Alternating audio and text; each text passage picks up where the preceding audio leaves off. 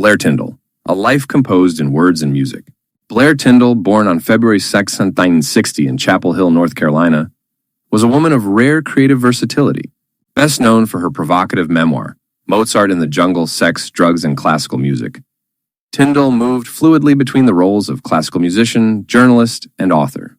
Through her writing, she peeled back the polished curtain of the classical music world to reveal the gritty, unpredictable, and often misunderstood realities faced by working musicians.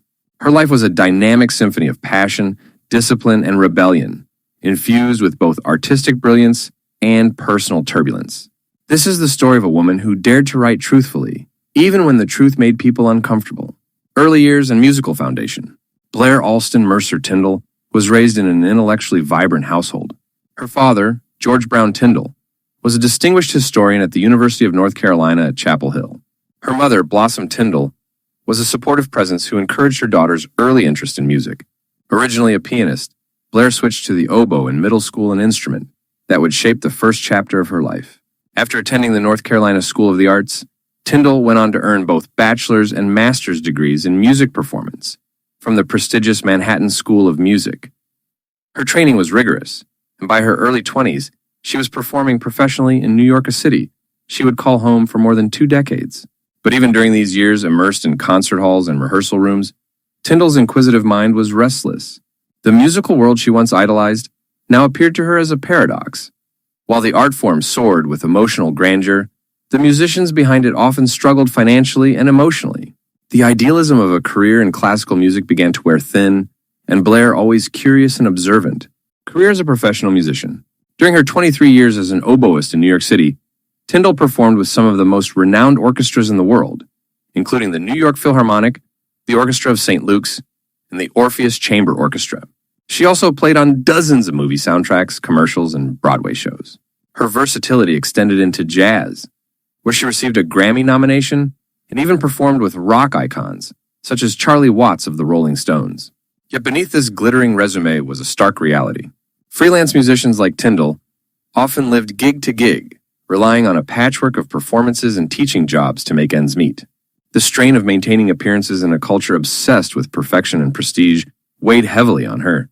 It was this tension that would eventually become the seed for her most famous literary work. Turning to journalism and writing, Blair's pivot to writing began in earnest in her late 30s when she enrolled at Stanford University to pursue a master's degree in communication. While in graduate school, she supported herself by performing with the San Francisco Symphony and also began freelancing as a journalist. Her early work was published in major outlets like the New York Times, Los Angeles Times, Sierra Magazine, and International Herald Tribune. She wrote with the clarity of an insider and the curiosity of an outsider, bringing the same passion and precision from her music career into her prose. Her articles ranged from arts and culture criticism to environmental reporting and business journalism. But her real breakthrough as a writer came with her decision to turn the lens on her own industry. Alex Beckett, $30 June 1982, 12th April 2018, was a Welsh actor renowned for his dynamic performances in both television and theater. Born in Carmarthenshire, Wales, Beckett's career spanned various acclaimed roles, notably as Barney Lumsden in the BBC satirical series 2012, and its sequel, W1A. His untimely passing at the age of 35 marked a profound loss to the arts community. Early life and education. Alex Beckett was born on 30th of June 1982 in Carmarthenshire, a county in southwestern Wales known for its rich cultural heritage. From a young age, Beckett exhibited a passion for the arts, particularly theater.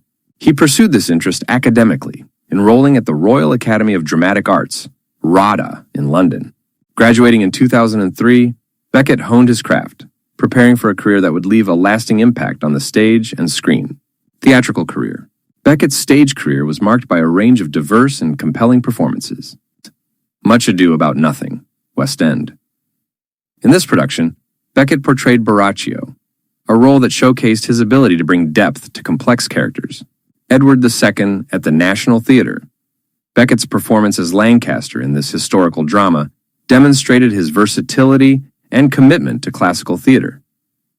The Changeling at the Young Vic, teaming up with director Joe Hill Gibbons, Beckett contributed to a production lauded for its innovative approach to classic texts. The Guardian. Blue Heart at the Orange Tree Theatre. Beckett's role in this revival of Caryl Churchill's work highlighted his talent for contemporary theater. The Guardian, Decium Pygmalion with headlong theater. As Henry Higgins, Beckett offered a modern take on the classic character, earning critical acclaim for his performance. The Guardian, The Way of the World at the Donmar Warehouse. In his final stage appearance, Beckett played Waitwell, delivering a performance that underscored his status as a distinguished actor. Television appearances. Beyond the stage, Beckett made significant contributions to television. W1A in 2012. As Barney Lumsden, Beckett embodied the satirical portrayal of the BBC, bringing humor and authenticity to the role. The End of the Effing World. Beckett's role in this critically acclaimed series added to his reputation for choosing diverse and challenging characters, Cuffs and the Aliens. These appearances showcased Beckett's range, from intense dramas to quirky comedies. Personal life. Before transitioning to a full-time photography career, Alex Beckett worked as a software security specialist, focusing on protecting vital infrastructure from cyber threats. His innovative approach to lighting in photography, described as light painting by Vogue Brazil, earned him recognition and awards in the field. Beckett's commitment to capturing authentic moments was evident in his photography, aiming to reflect the personalities and stories of his subjects. Tragic passing. On 12th of April 2018, Alex Beckett was found deceased in his London home just hours before a scheduled performance of The Way of the World at the Donmar Warehouse. An inquest revealed that Beckett had been battling depression, seeking medical assistance in the months leading up to his death. Despite his struggles, he continued to engage in social activities, including a night out with friends shortly before his passing. Legacy. Alex Beckett's legacy is characterized by his exceptional talent, versatility, and the profound impact he had on those who knew him. His colleagues and friends remember him as a warm-hearted and humorous individual, whose presence enriched every production he was part of. In memory of his work and the joy he brought to audiences, Alex Beckett remains a cherished figure in the history of British theater and television. André Marin, A Life in Film and Television. André Marin, 1926-2021, was a French-born British actor, renowned for his extensive contributions to film and television, particularly in British cinema. Born André Gaston Mayol. On May 14, 1926, in Toulouse, France, he immigrated to the United Kingdom in the 1950s, where he became a naturalized citizen in 1967. Marin's career spanned over 3 decades, during which he became best figure in the history of British theater and television, known for his role as Sergeant Francois Chevalier in the Pink Panther series. Early life and career. Before pursuing acting, Marin aspired to become a chemist. However, an incident involving dangerous chemical experiments at the age of 18 led him to abandon this path. He subsequently turned to acting, adopting the stage name André Marin in 1956. His early film appearances included minor roles in Wicked as They Come, 1956, Port Afrique, 1956, and Loser Takes All, 1956. His television debut came with appearances in series such as Scotland Yard, 1956, and The Adventures of Peter Simple, 1958. Breakthrough with the Pink Panther series. Marin's most iconic role was that of Sergeant Francois Chevalier, the bespectacled aide to Chief Inspector Charles Dreyfus, played by Herbert Lom, in the Pink Panther film series. He appeared in 6 of these films. A Shot in the Dark, 1964. The Return of the Pink Panther, 1975. Sam, the Pink Panther Strikes Again, 1976. A Revenge of the Pink Panther, 1978. Betrayal of the Pink Panther, 1982. Curse of the Pink Panther, 1983. These films solidified Marin's status as a prominent character actor in British cinema. Television appearances. Beyond the big screen, Marin had a prolific television career. He appeared in numerous series, including Fawlty Towers, 1975, as André, a culinary aide to Basil Fawlty. Doctor Who, 1967, as Benoit in the serial The Moonbase. The Saint, 1963, in 2 episodes, The Artistes of Fraud and The Man Who Was Lucky. Yes Minister, 1984, as Maurice, the European Agricultural Commissioner, in the episode Party Games. Additionally, Marin co-presented the BBC's French language course Bonjour Françoise in 1968 and appeared in the children's series La Chasse au Trésor in 1968.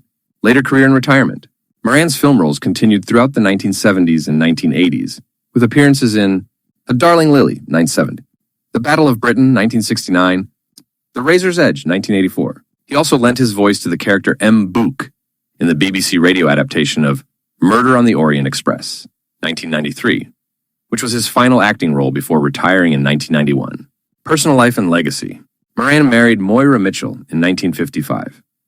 After retiring, he lived in Brighton, England, where he passed away on April 12, 2021, at the age of 94. His legacy endures through his extensive body of work, which continues to be celebrated by audiences and critics alike.